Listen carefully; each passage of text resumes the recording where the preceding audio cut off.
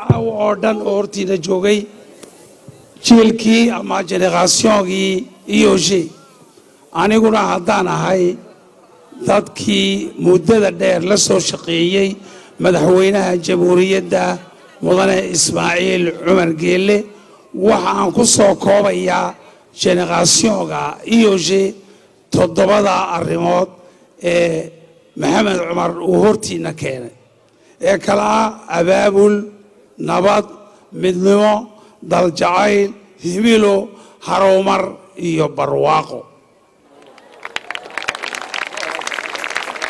abaabul waxa ay tilmaamaysaa sidii madaxweynaha jamhuuriyaddu mudane Ismaaciil Cumar Geelle ugu horeyntiiba uu u abaabulay ummadda jamhuuriyadda Djibouti dabadeed nabad buu keenay nabadii midnimay dhashay midnimadii waxay keentay daljacaylkii waxa uu dhalay himilo mashaariic baa la sameeyey ama aragti fog ayuu madaxweynuhu ku dhaqaaqay oo maanta aan midhaheedii joognaa dabadeed waxaa la hirgeliyey harowmar weyn barwaaqan iridda uga gallay barwaaqadii ayaa imika aan u fadhinaa in la sii wado oo madaxweyne Ismaaciil Cumar Geelle allaha dhammaanteen inaga aqbalo ducada aan ugu ducaynayno ee ah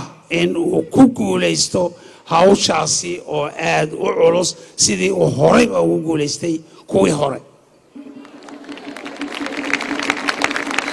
murtida orabaa tidhi hadalhaan ma buuxsho hadda kadib waxaan ugu yeedhayaa masraxa madaxweynaha jamhuuriyadda Djibouti mudane Ismaaciil Cumar Geelle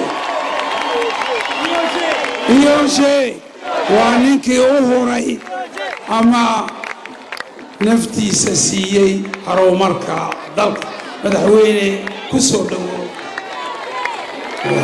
هذه الوصية واحد سكتاري بوا خطبتي مدحوينها الجمهورية ده هذا بكتة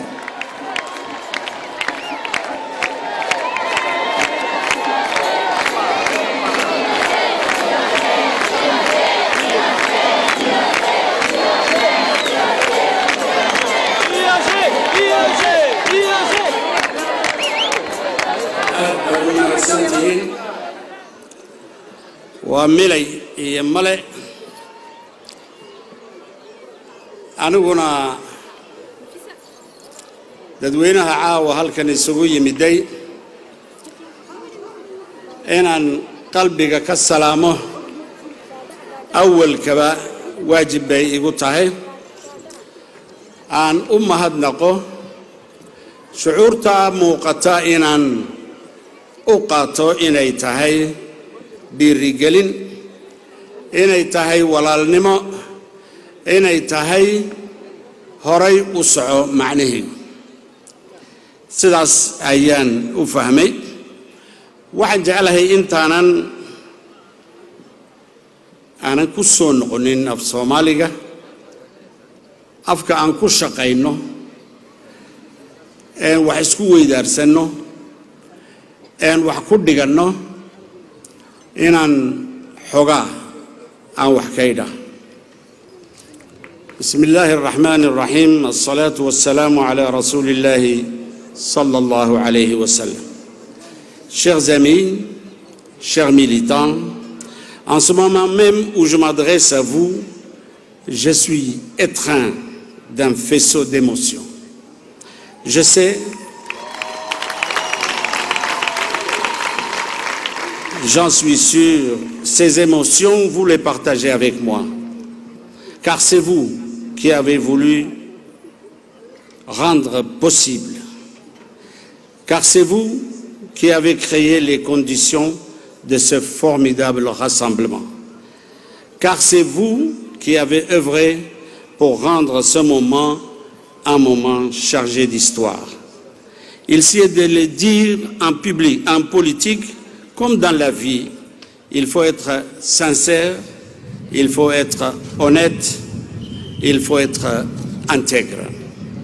Oui, j'étais sincère, honnête et intègre lorsque je pensais me retirer.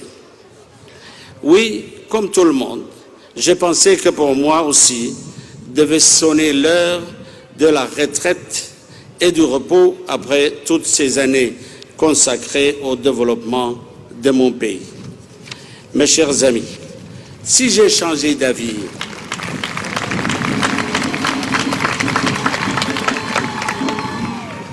ne croyez pas que je suis pour autant moins sincère et moins vrai.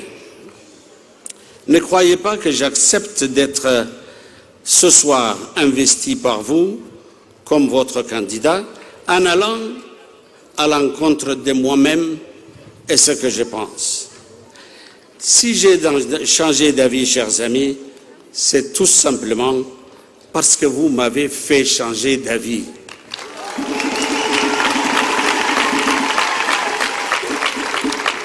C'est important pour moi de signaler cette vérité dans un moment si crucial où vous m'accordez à nouveau votre confiance.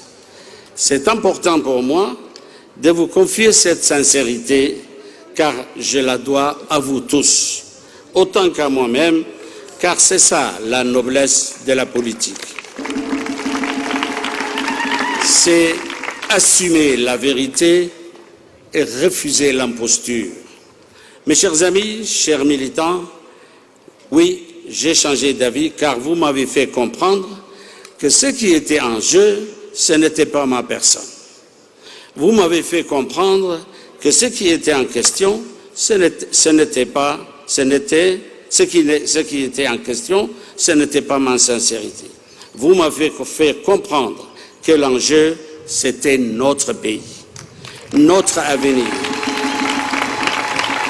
et que cela dépassait largement le cadre de ma personne. Je le sais, la politique et l'exercice du pouvoir et le développement du pays imposent un don de soi permanent.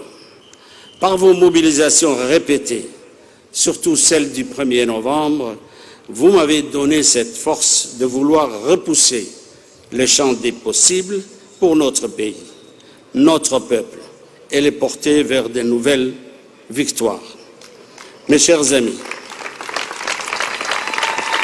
vous le savez, je suis un patriote dans l'âme. Je ne me dérobe jamais, ni hier, ni aujourd'hui, ni demain, devant l'appel de la patrie. Et l'honneur et le privilège que vous m'accordez ce soir de pouvoir peut-être à nouveau servir ma patrie, notre patrie, cet honneur et ce privilège redouble ma détermination et ma volonté d'être à la hauteur de ce formidable défi. Mes chers amis, quand on se porte candidat, notamment pour briguer une élection présidentielle, il est deux choses importantes à se demander. Est-ce que cette candidature a du caractère? Mais surtout, est-ce qu'elle a du sens? Est-ce qu'elle fait sens? La mienne, je l'ai voulu enraciner dans l'histoire de notre République. Comme vous le savez, j'ai été candidat par le passé. J'ai été le candidat de l'Alliance FRUD-RPP. La victoire que nous avons remportée nous a permis d'asseoir la paix et la stabilité dans notre pays. Je remercie notre partenaire historique, le FRUD, le courage politique de ce grand parti. Le courage politique de ce grand parti, de ses dirigeants et de ses militants mérite d'être salué. J'ai été aussi le candidat de la coalition UMP avec plusieurs partis amis qui sont venus agrandir et renforcer l'alliance. La victoire que nous avons remportée nous a permis de nous concentrer sur le développement de notre pays. Là aussi, je dois beaucoup au courage politique du PSD, du PND, de l'UPR, de tous ces hommes et de toutes ces femmes qui ont compris qu'il fallait se mobiliser pour l'essentiel, qu'il fallait se rassembler sur le seul objectif qui vaille aux yeux de nos concitoyens, le développement de notre pays. Aujourd'hui, ma candidature, bien que portée par l'indispensable soutien des partis, cette candidature a eu le temps de s'élever au-dessus des partis. Cette candidature a eu le temps de s'élargir et de s'étendre au-delà des partis. Cette candidature, elle a eu le temps de mûrir dans nos quartiers, dans nos villes, dans nos régions. Oui, je le dis en toute sincérité, pour moi, la manifestation citoyenne de la société civile du 1er novembre est le creuset de cette candidature. J'ai entendu l'appel citoyen du 1er novembre qui portait un message d'unité, un message de rassemblement, un message de mobilisation générale autour des valeurs essentielles de notre patrie, de notre République. Ce beau message du 1er novembre, je prends l'engagement devant vous de le concrétiser et de le traduire en actes. Car c'est un message salvateur.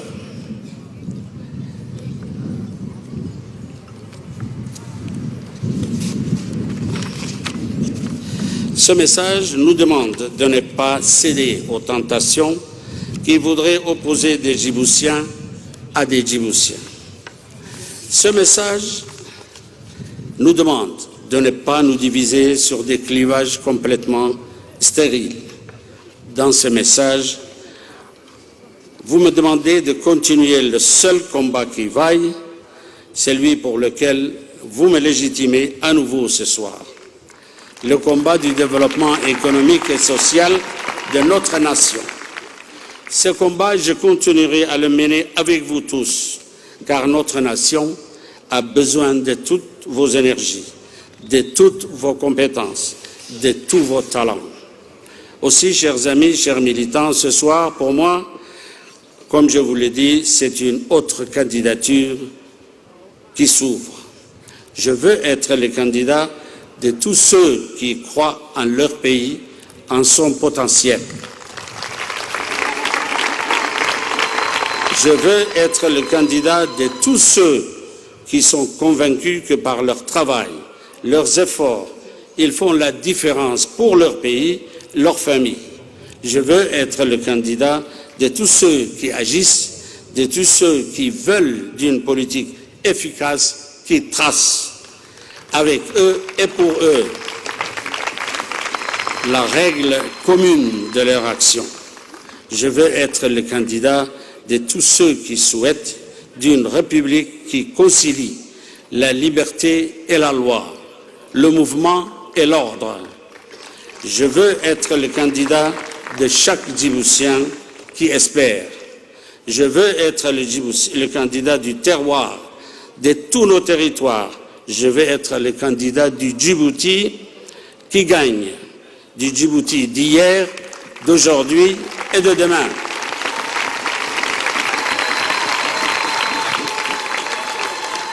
Chers amis, chers concitoyens, depuis que j'ai pris les rênes pour diriger notre belle nation, beaucoup de réalisations ont vu le jour. Beaucoup de progrès ont été enregistrés. Naturellement, on fera le bilan le moment venu, en toute impartialité et en toute objectivité, avec un esprit critique et un sens de responsabilité. Mais d'ores et déjà, vous savez que nous avons des acquis et que nous avons avancé sur le chemin, sur le long chemin du développement. Les sillons que nous avons tracés dans nos économies portent déjà les germes des lendemains fructueux. Ces acquis et ces avancées, nous les avons conquis avec vos sacrifices et avec vos efforts.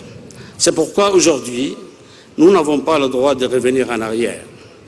C'est pourquoi aujourd'hui, nous n'avons pas non plus le droit de stagner et d'être dans l'immobilisme et l'attentisme. Oui, nous n'avons pas d'autre choix que d'avancer et de cheminer ensemble vers d'autres acquis et d'autres conquêtes. Évidemment, mes chers compagnons, il y aura toujours ceux qui parlent, mais il y aura également ceux qui agissent. Ceux qui parlent n'aiment pas la République, tandis que ceux qui agissent font la République.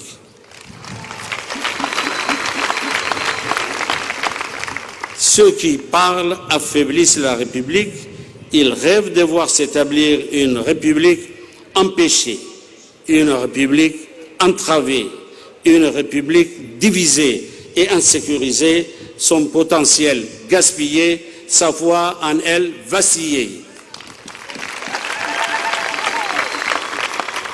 Ceux qui agissent font avancer la République. Ils la font vivre, ils la font grandir. Parce que ceux qui agissent, ce sont des hommes et des femmes capables de soulever ces grandes dynamiques sociales qui pousseraient le pays toujours plus haut, toujours plus loin, sur le chemin du progrès.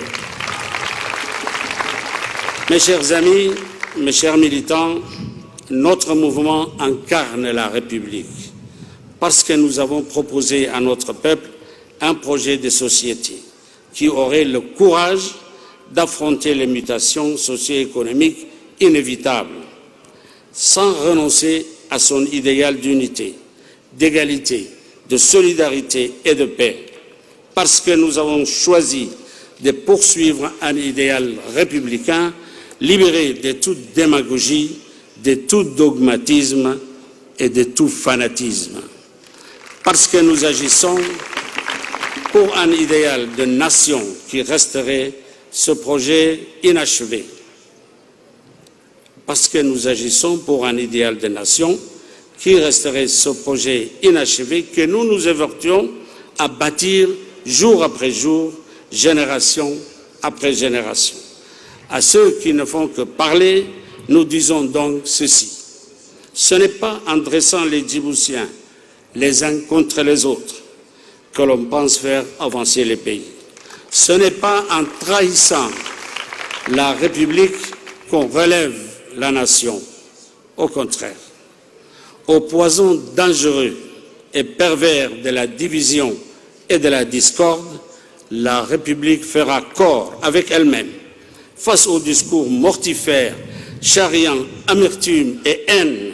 La République fera corps avec ses enfants qui l'aiment et qui la chérissent. Elle fera corps avec ses esprits vertueux, ses âmes de bonne volonté, ses talents, ses travailleurs acharnés. Elle fera corps enfin grâce à la mémoire de ses anciens et l'espérance et la sève de sa jeunesse. Et la campagne présidentielle qui arrive sera une nouvelle fois une occasion, un moment unique et précieux pour nous redonner de l'énergie, pour nous permettre de nous mobiliser, de nous unir sur les bases qui nous font tenir et avancer ensemble pour défaire la démagogie. Vive la victoire pour Djibouti, pour demain. Vive la République, vive la Djibouti, libre et indivisible. Je vous remercie.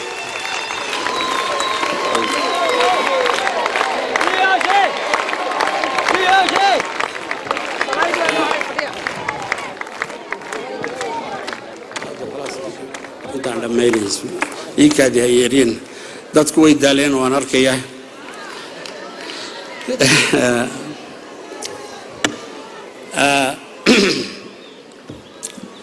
wixii aad ifarteen ama culayskii aad isaarteen waan la shaqo tagayaa kelidiisa lama shaqo tagayo waa israacayna gebigiinaba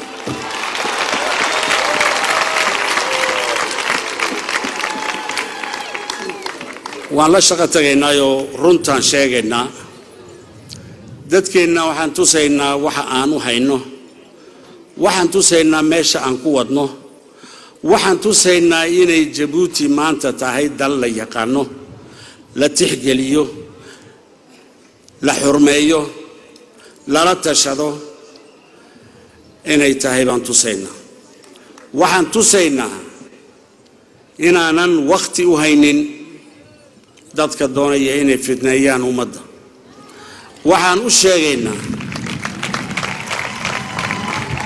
qolo qurahaate baan nahay shacbi qurahaate baan nahay walaal iyaan isku wada nahay gebigeennuba marka inay ku camal falaan waxyaalaha jidhkayagu iska diidayo naftayadu diidayso waxa weeyaan fitnad qabaliyad iyo xumaan dadka la dhex wado dad qarad gaara iska leh dantooda u socda haddii ay meyd Jabuutiyana ay ku dul soconayaanna waxba kaga jirin caqligooguna waxa uu u sheegayaa maaha runtii maxaa yeelay caqli labaad baa ku dhex jira oo meel kale laga soo la wado wax kale loo dirayo laakiin haddii dadkeennu ka foojignaado haddii ay kol tamcada nala helaan waddankeenna meel xun bay geynayaan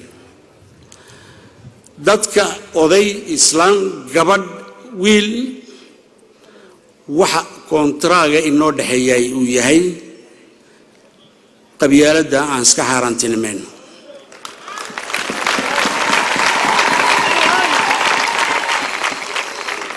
midnimada qaranka ha noqoto meeshaan u hiranayna iyo waxa yani khasnadeenna ugu weyn inaan ilaashana ay tahay ninkani naagtani odaygani reer Jabuuti weeyaan halkaa inaan dhaafo waa haddii aan doonayna inuu dalkeennu hore u maro danta gaarkii waxay ku jirtaa danta guud baa la yidhahdaa hore baa loo yidhi anugu mali danta gaar waxay ku jirtaa taweyn qaran iyo qabiil way isqaadi kari waayeen hore baa loo yidhi isma qaadi karaan waxaan jeclahay inaan aad u bogaadiyo dad baryahani hawl weyn nala galay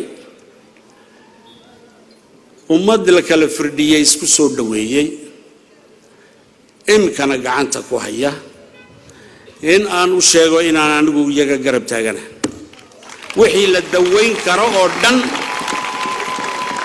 in la daweeyo ummadda midnimadeeda iyo horumarkeeda loo tilmaamo iska celiya la yidhaahdo wixii doonaya inay idin fidneeyaan waxay nii soo sidaani ma jiro oonan shar iyo dhib iyo dagaal aanan ahayn ay soo wadaani ma jiro walaalahay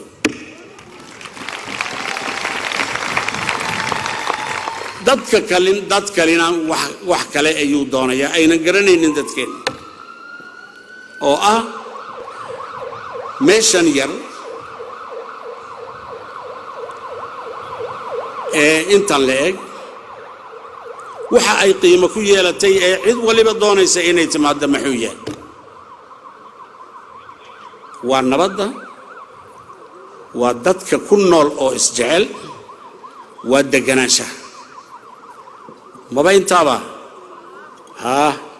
dahab ma haystaan petrol ma haystaan warshado ma haystaan waxba ma haystaan intaas ayay ku nool yihiin dee ka dumiya taas weeyaan waxa loo socday waxa kale ma wax kale oon sameeyna garan mayno annagu cid adduunka oo dhan nabad baan leenahay dembi kale oon galnay ma naqaano haddii dee ay soo adeegsadaan dadkeenna ka mid ah hadday soo adeegsadaan inaan iska ilaalino weeyaan inaan iska ilaalino intaa yaree jawharadda bal doonaya in la dumiyo dadka kalsoonida aan ku abuurnay inta oo sanadood inay kalsoonidii ka jabiyaan bay doonayaan waxay ayagu ka faa'iideysanayaan in habeeraatay ma jiro maxaa yeelay dalka ay wax ku leeyihiin iyagu laakiin ma garanayaan oo maskaxdoodii waxa la geliyay wax kale kharibaadda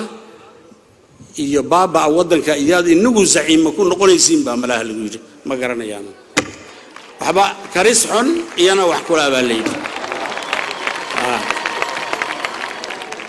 waan rajiyay caawa ciid anu waan faraxsanahay waan iska joogi lahaa caawa dhan laakiin hawlaan leenahay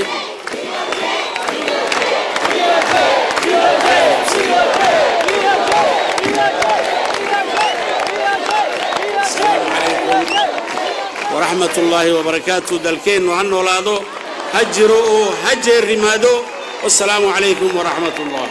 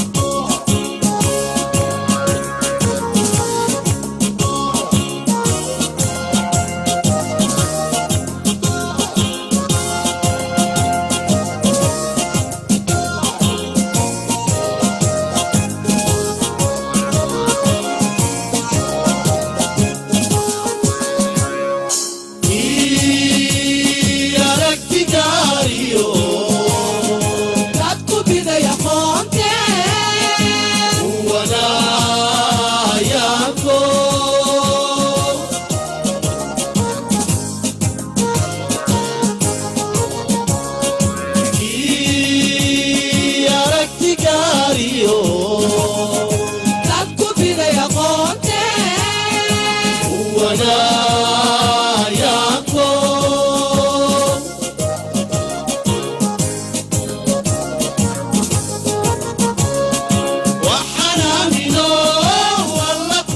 baryaynaa uurkaagu siduu rabo inuu ku aqbalo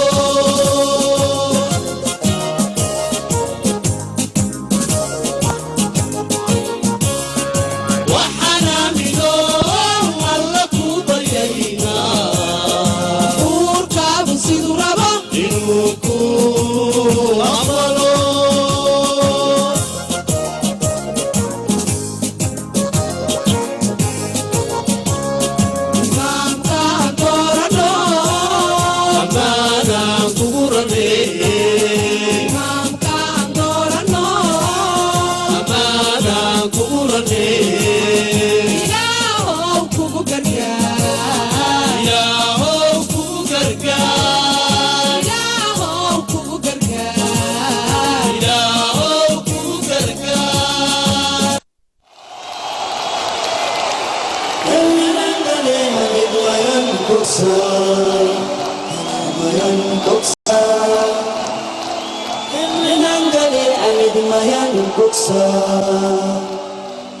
Mayan tuksa, para sa